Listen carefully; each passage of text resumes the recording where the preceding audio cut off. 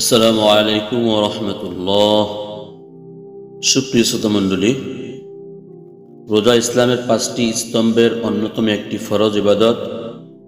রোজা রাখার জন্য নিয়ত করা অত্যন্ত গুরুত্বপূর্ণ, কারণ কোনো ইবাদত তখনই গ্রহণযোগ্য হয় যখন তা বিশুদ্ধ নিয়তের সঙ্গে করা হয়।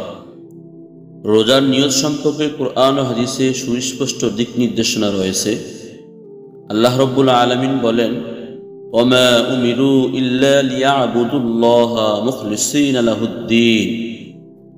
তাদেরকে কেবল এই নির্দেশই দেওয়া হয়েছিল যে তারা যেন একনিষ্ঠভাবে আল্লাহর ইবাদত করে।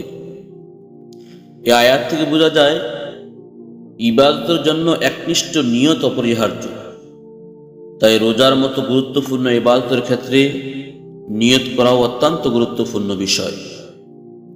রোজার নিয়ত সম্পর্কে রাসূলুল্লাহ সাল্লাল্লাহু আলাইহি ওয়াসাল্লাম হাদিস শরীফের মধ্যে বলেন, ইন্নামাল আ'মালু বিন্নিয়াত। নিশ্চয়ই সমস্ত কাজের ফলাফল নিয়তের উপর নির্ভরশীল, আর মানুষ যা নিয়ত করে সে তাই পায়। এই হাদিস থেকে বোঝা যায় কোনো ইবাদত কবুল হওয়ার জন্য নিয়ত অপরিহার্য। রোজার ক্ষেত্রেও এটি প্রযোজ্য। রোজার নিয়ত কখন করতে হবে? রাসূলুল্লাহ সাল্লাল্লাহু আলাইহি ওয়াসাল্লাম বলেন, যে ব্যক্তি সুবহে সাদেকের আগে রোজার নিয়ত করবে না তার রোজা হবে না। এই হাদিস থেকে বোঝা যায় রোজার জন্য নিয়ত সুবহে সাদেকের আগেই করতে হবে। রোজার নিয়তের বিধান: রোজার নিয়ত মুখে উচ্চারণ করা সুন্নত, তবে মূলত এটি অন্তরের কাজ। যদি কেউ মনে মনে রোজা রাখার সংকল্প করে তবে সেটি নিয়ত হিসেবে যথেষ্ট। ইমাম নববী রহমতুল্লাহ আলাইহি বলেন, নিয়ত অন্তরের বিষয়, মুখে উচ্চারণ করা আবশ্যক নয়, তবে সুন্নত।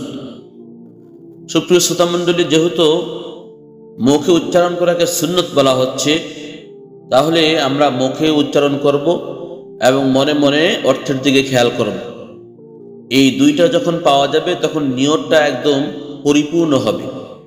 রোজার আরবি নিয়ত হচ্ছে নাওয়াইতু আন আসুমা গদাম মিন শাহরি রমাদানাল মুবারাকি ফারদাল লাকা ইয়া আল্লাহু তাকাব্বাল মিন্নি ইন্নাকা আনতাস সামিউল আলিম। নফল ও রমজানের রোজার নিয়তের পার্থক্য: ফরজ রোজার জন্য রাতেই নিয়ত করতে হয়।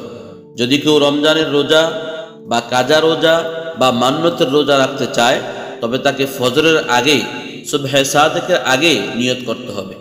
এ প্রসঙ্গে রাসূলুল্লাহ সাল্লাল্লাহু আলাইহি ওয়াসাল্লাম বলেন, যে ব্যক্তি সুবহে সাদেকের আগে রোজার নিয়ত করবে না তার রোজা হবে না। নফল রোজার জন্য নিয়তের সময় সূর্য উদয়ের পরও থাকতে পারে। নফল রোজার ক্ষেত্রে ভোরের পরে নিয়ত করলেও রোজা সহি হয়। যদি ফজরের পর থেকে কোনো ধরনের পানাহার বা রোজা ভঙ্গকারী কোনো কাজ না করা হয়, তাহলে নিয়ত যদি দিনের বেলাও করে তাহলেও নফল রোজা হয়ে যাবে।